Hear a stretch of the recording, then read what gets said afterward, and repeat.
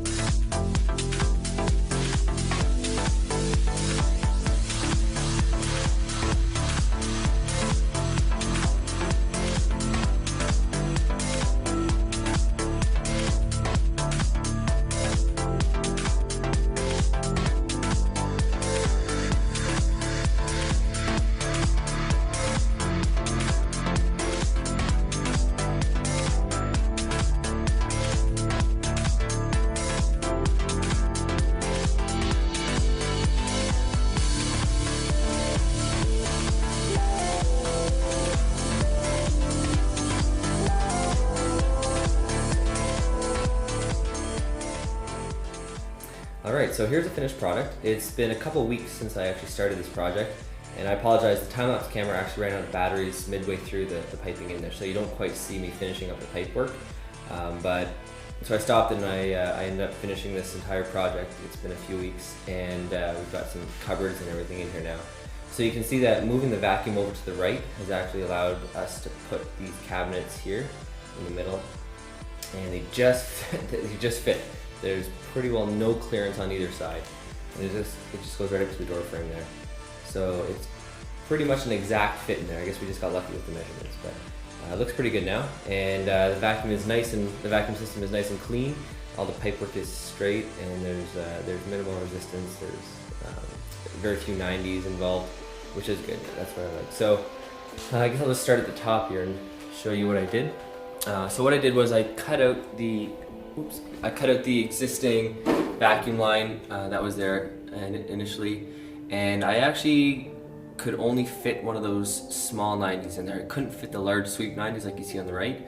I had to go with a small 90 there. And the only reason was because I couldn't cut the pipe high enough up into the drywall to be able to fit the 90 in there. Because the 90 has quite a large profile there. So I'd have to have about an inch and a bit of pipe cut up into the drywall. So I couldn't quite get up in there. I did use the Dremel with a rotozip bit on the end just to cut the pipe flush with the drywall, and then I could fit that 90 up into it. So that's what I did there. And then I brought it out straight, 90 across, right across the top wall there. And then down, there's the main channel here going down. And then that goes right into the basement there. So coming down here, you can see that going into the vacuum system, I actually used this double 90 here to connect the top and the bottom pipes, and then it 90s into the actual canister. So what I did for the canister, I mounted it on a piece of board here. I think this is 5/8 plywood. Yeah, 5/8 plywood. And what I did, the reason why I did that is because there was actually no wall stud to mount it on. So I put the plywood just across 2 wall studs, and then I could have as much freedom as to where I want to place the vacuum canister. So that's a good way to actually be able to place the canister wherever you want it. Similarly, I did a job here as well for the hose. So I mounted this is 3/4 inch plywood here. I mounted that onto the wall, and then I just put this the hose rack right onto that plywood. So there's a lot more strength involved in that, and that's why I did that there. Okay, so back to this. Yeah, so then that's the top section there, and then the bottom section here. So I kept the outlet here, and this is good for the garage, just in case you want to clean the garage, clean the car. We've got that port available here, and nothing really new there except for a new plate. And then coming down to the house here, this was the area that needed the most work. So what happened, or what I did was I completely eliminated the pipe from the existing hole. You can see just where the patchwork is there. That's where the pipe was coming out of. So what I did was I just drilled a hole to the right of it with a hole saw, and it's a much tighter hole. There's a lot less drywall compound needed to fill around the hole, and you can see that this hole is completely sealed now. And that's because I used the proper size hole. I used a small hole. I used a rotozip. I used a hole saw, not a hammer, to punch through. And then I just patched this hole over. So it's a lot easier to patch this when there's nothing there. There is still that alarm wire there. I was kind of disappointed that I couldn't move that. I couldn't disconnect that and move it over to here. But this being a completely separate hole, I didn't really have that freedom anyway. So I was stuck with the alarm wire staying there, unfortunately. But I didn't really focus on doing an incredible patch job here because it's just the garage, and I mean the drywall just did a pretty messy job anyways, so this isn't really gonna do anything. It's not really gonna detract from it. But anyways, you can see that the vacuum wire is now coming up the side of the pipe.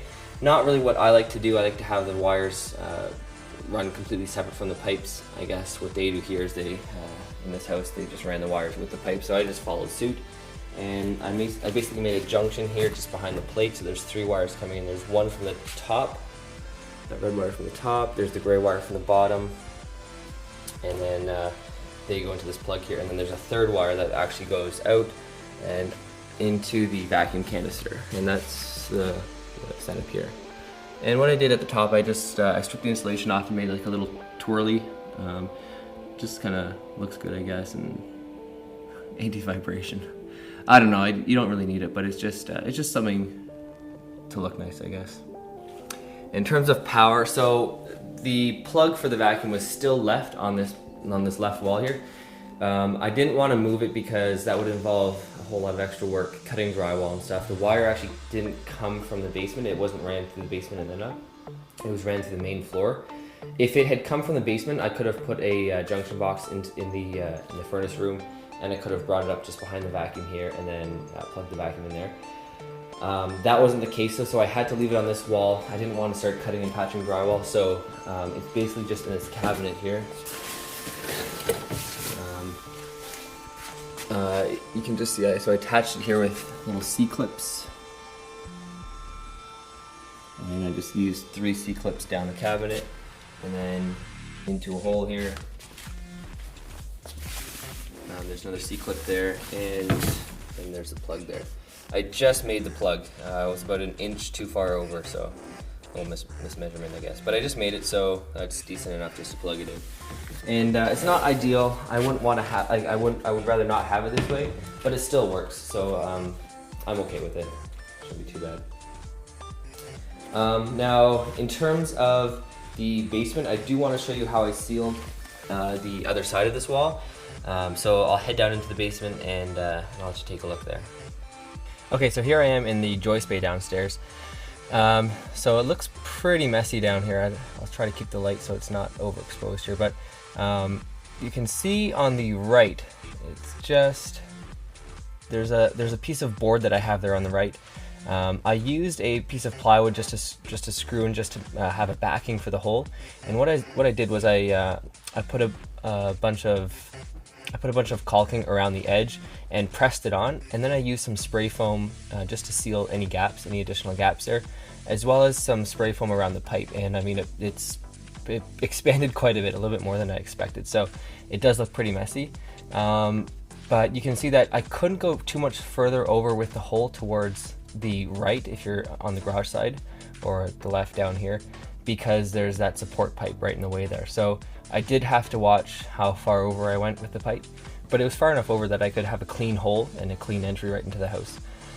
But anyways, it's essential to have the spray foam insulation there just to seal off any additional gaps, because even if there is a little gap in the silicone, vapor could still get into the house. So you do want to have that extra spray foam insulation there just in case.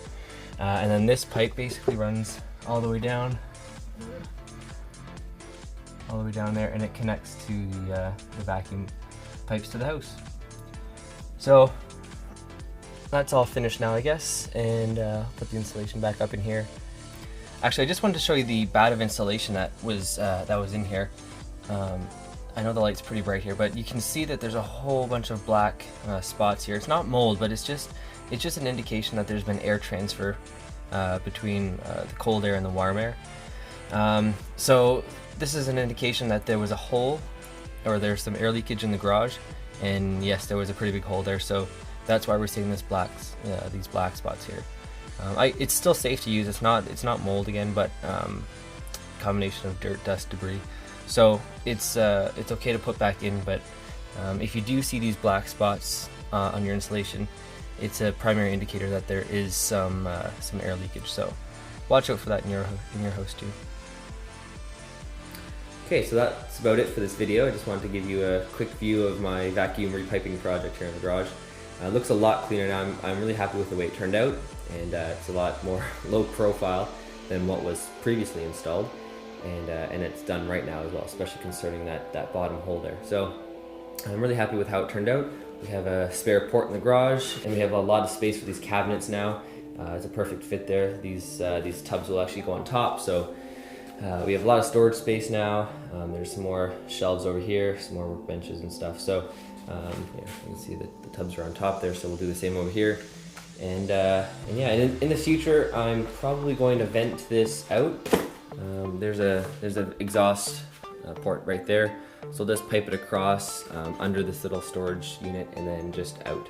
I have a flipper plate that you can just mount on the outside wall. So in the future, I may do that, depending on whether I feel like it, whether I have time, etc. So maybe appending this video later on, but in the meantime, that's it. So thanks for watching, guys.